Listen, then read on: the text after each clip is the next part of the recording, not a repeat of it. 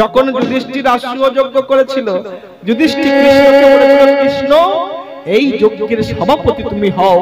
কৃষ্ণ বলেছিল, আমি সভাপতি হতে পারি, তবে আমি যাকে যে কাজের দায়িত্ব দেব তাকে সেই কাজ করতে হবে। হরি বল।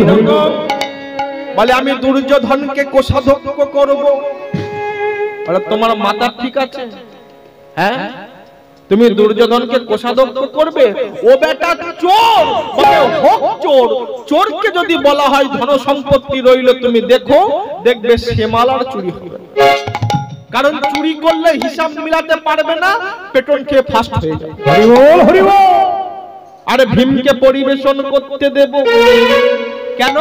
না, যে খাই বেশি সে যদি পরিবেশন করে সে আর বেশি খেতে পারবে না, গন্ধে গন্ধে পেট ভরে যাবে। যুধিষ্ঠির বলছে, কৃষ্ণ তুমি সবাইকে সব কাজ দিচ্ছ, কিন্তু এই যজ্ঞের সভাপতি তুমি, সভাপতি হয়ে তুমি কি কাজ করবে? বলে যুধিষ্ঠির, আমি কি কাজ করব জানো? তোমার গৃহে যত সাধু গুরু বৈষ্ণব মুনি ঋষিরা আসবে, যত সাধু গুরু বৈষ্ণব মুনি ঋষিরা আসবে, সকলার চরণ ধৌত করার ভারটা আমি নিলাম। দেখেছেন,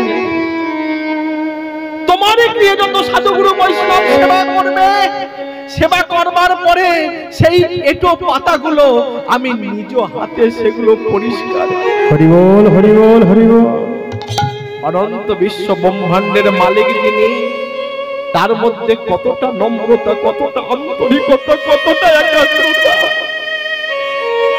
যাকে পাবার জন্য ক্ষীরদের কুলে কত শত মুনি ঋষি যোগী দিনের পর দিন, মাসের পর মাস, বছরের পর বছর, যুগের পর যুগ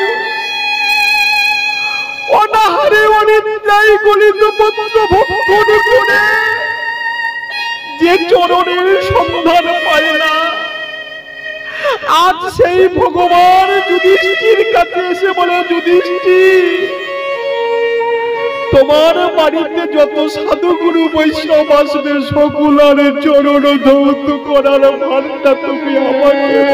হরি বল, হরি বল। এই তো নম্রতা।